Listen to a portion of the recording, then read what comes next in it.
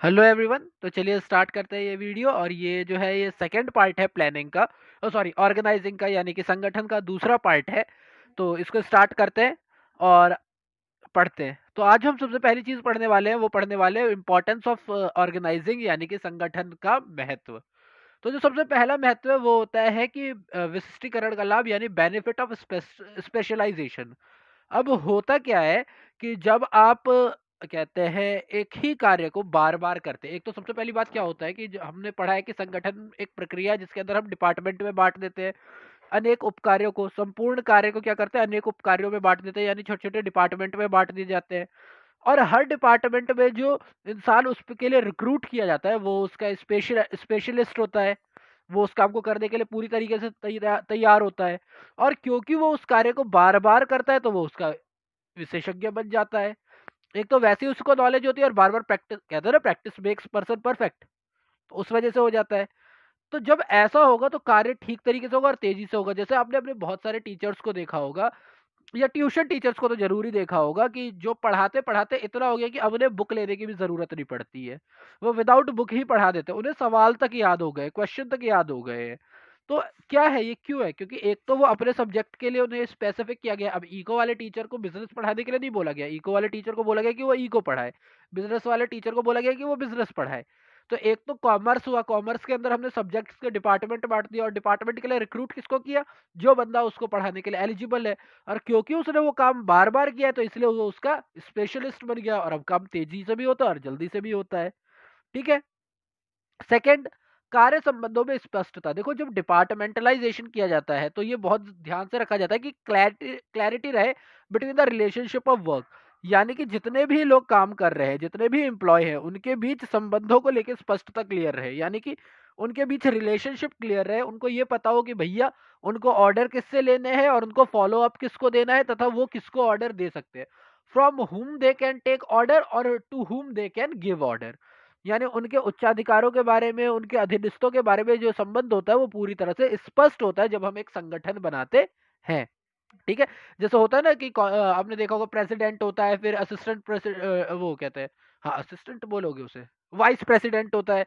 फिर vice president के बाद डायरेक्टर होता है। तो इस तरीके से जो होता है ये एक पूरी तरीके से कंट्रोल बना हुआ होता है, एक पूरा वर्क प्लेस बना होता है, वर्क फॉर्म बना हुआ होता है। थर्ड जो चीज है वो है संसाधनों का अनुकूलतम उपयोग। तो ऑफकोर्स संगठन जो है वो ऑप्टिमम यूटिलाइजेशन ऑफ रिसोर्सेज की बात करती है। संगठन प्रक्रिया का कुल काम को अनेक छोटी छोटी क्रियाओं में विभाजित कर दिया जाता है। वही मैंने बोला कि ये क्या करता है, ये ओवरऑल जो प्रोसेस है, जो हमारा ओवरऑल प्रोसेस है उसे छोटी छोटी डिपार्टमेंट्स को क्या करता है, वो डिवाइड कर देता है। और प्रत्येक कार्य को करने वाला अलग कर्मचारी होता है। यानी प्रत्येक कार्य को करने वाला जो डिफरेंट एम्प्लॉय करेगा, एक ही एम्प्लॉय सारे काम नहीं कर सकता। तो इससे क्या होता है कि जितने भी हमारे पास संसाधन उपलब्ध है, यानी जितना भी हमारे पास रिसोर्सेस उपलब्ध है, उसका कुशलतम उपयोग होता है। क्योंकि वो छोटे छोटे डिपार्टमेंट में बांट दिया गया, इकट्ठा सब पे भार नहीं है। ये नहीं है कि रखे रखे खराब हो जाएगा। हर काम को करने वाला इंसान अलग है, तो हर एक काम को बड़े अच्छे से बांटा जा सकता है लोगों को। ठीक है। तो संसाधन का अनुकूलतम प्रयोग, यानी जितने लोग हैं हम उन सबसे काम करवा सकते हैं, तो वो ह्यूमन रिसोर्स के लिए हो गया और बाकियों के लिए भी। ठीक है। चलिए अगला जो होता है वो होता है प्रभावी प्रशासन। तो देखो, है तो ये मैनेजमेंट का ही काम ना, ये मैनेजमेंट का ही तो सेकंड काम है।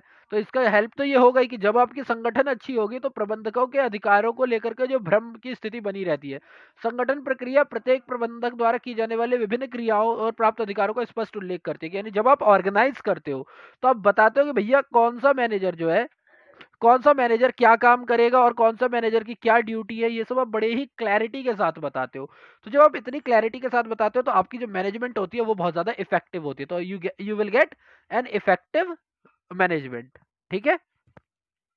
फोर्थ जो चीज है वो है परिवर्तन को अपनाना। ये क्या कहता है कि अगर आपने अच्छे से ऑर्गेनाइजेशन बना रखी है, आपने ऑर्गेनाइज अच्छे से किया हुआ है, तो संगठन संरचना लोचदार होती है। तो इस चीज में जो ऑर्गेनाइजेशन का जो स्ट्रक्चर होता है वो बहुत ही ज्यादा इलास्टिक होता है। तो तो बाहर जो भी परिवर्तन होता है, जो भी हमारे एक्सटर्नल एनवायरनमेंट होता है, जो कि हमने थर्ड चैप्टर में पढ़ा हुआ है, चाहे वो टेक्नोलॉजी से रिलेटेड हो, चाहे वो उत्पाद से यानी प्रोडक्ट से हो, चाहे वो मार्केट से हो, चाहे वो संसाधनों के उपलब्ध यानी इनपुट के इनपुट वाली चीजों से हो, हमारे आगतों के साथ हो, या हमारे वर्क डिस्ट्रीब्यूशन के साथ हो, सबके बीच वो क्या लाता है, एक कोऑर्डिनेशन लाता है, एक समायोजन लाता है। और इसकी वजह से बहुत इजीली जो चेंजेस है उसको हम अडेप्ट कर पाते हैं, यानी अडेप्ट टू चेंजेस।